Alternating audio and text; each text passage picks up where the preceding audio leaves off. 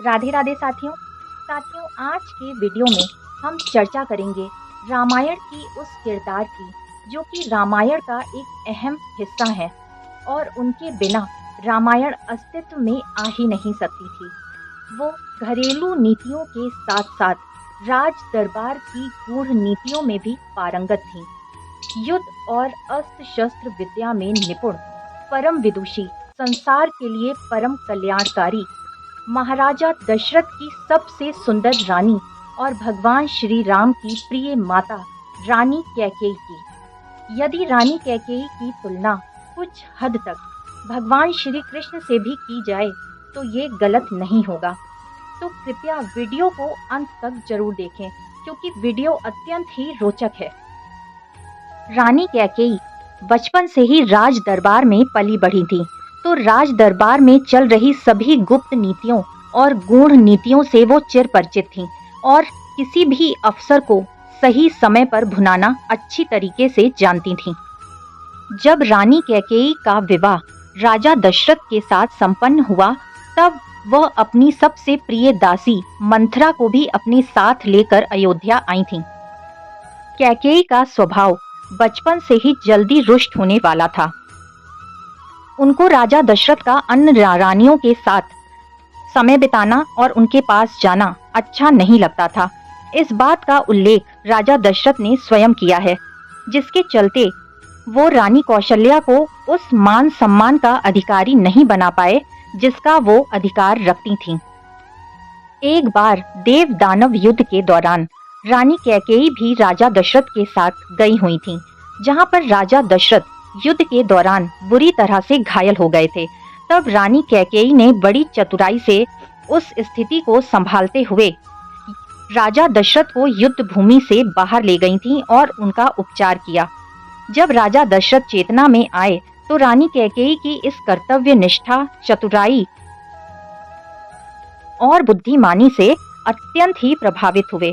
फलस्वरूप उन्होंने रानी कैकेयी को 2 वरदान मांगने को कहा, जिसे रानी कैकेयी ने यह कहकर टाल दिया था कि समय आने पर इन वरदानों का उपयोग करूंगी। समय बीतने पर राजा दशरथ ने धर्म व रीति के अनुसार अपने सबसे बड़े व प्रिय पुत्र श्री राम को राजा बनाने की घोषणा कर दी, जिससे कैकेयी भी अत्यंत प्रसन्न थी। परंतु इसी बीच मंथरा ने कैकेयी के मन में एक दुर्भावना को जन्म दे दिया कि भरत को राज सिंहासन का अधिकारी बनाया जाए। इसके लिए मंथरा और रानी कैकेयी ने एक गुप्त योजना भी तैयार की, क्योंकि धर्म के अनुसार सबसे बड़े पुत्र को ही राज सिंहासन का अधिकारी बनाया जाता है, जो कि भगवान श्री राम थे, और सबसे बड़े पुत्र भगवान श्री राम के रहते हुए भरत का राज सिंहासन पर बैठना नामुमकिन था। तब मंथरा ने राजा दशरथ के 2 वचनों की याद रानी कैकेयी को दिलाई, जिससे रानी कैकेयी की भी बुद्धि भ्रष्ट हो गई थी और वो मंथरा की चाल में आ गई थीं।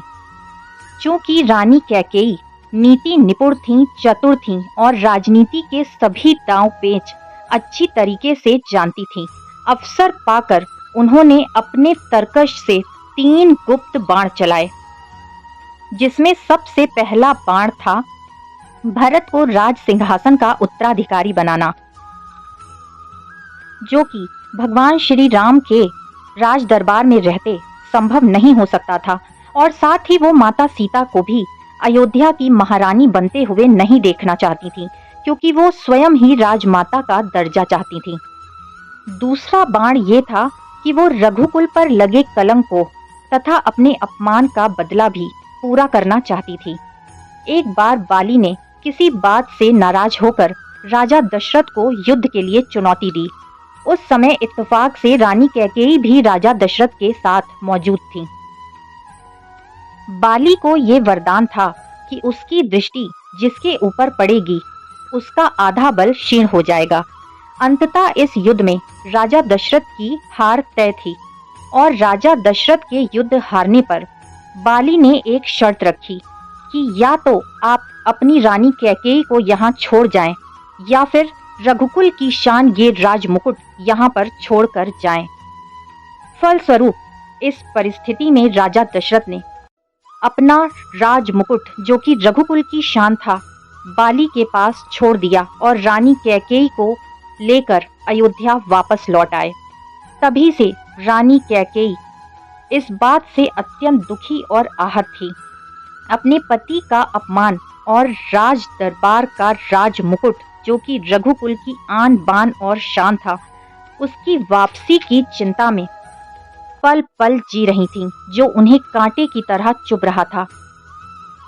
जब श्री राम के राज तिलक का समय पास आ रहा था, तब रघुकुल के राज मुकुट की चिंता रानी कैकेयी और राजा दशरथ को खाए जा रही थी, क्योंकि इस रहस्य को केवल रानी कैकेयी और राजा दशरथ ही जानते थे और कोई भी नहीं जानता था। तो रानी कैकेयी अपने दूसरे गुप्त बाण से बाली से बदला और रघुकुल का कलंक जो कि राज मुकुट वापस लाना था, उसे चलाया और अपने तीसरे बाण से वो पृथ्वी पर भयंकर राक्षसों और दुष्टों के बोझ से पृथ्वी को मुक्त कराना चाहती थीं और रावण जैसे दुष्ट राक्षस का संहार भी संभव था, आवश्यक था। इन 3 लक्ष्यों को लेकर रानी कैकेयी ने भगवान श्री राम का वनवास तय किया था।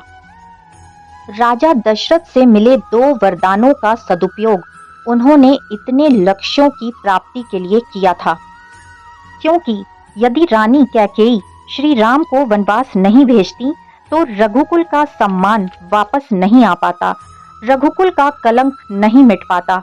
इस सम्मान को वापस लौटाने के लिए रानी कैकेयी ने सभी कलंक और अपयश अपने ऊपर ले लिए।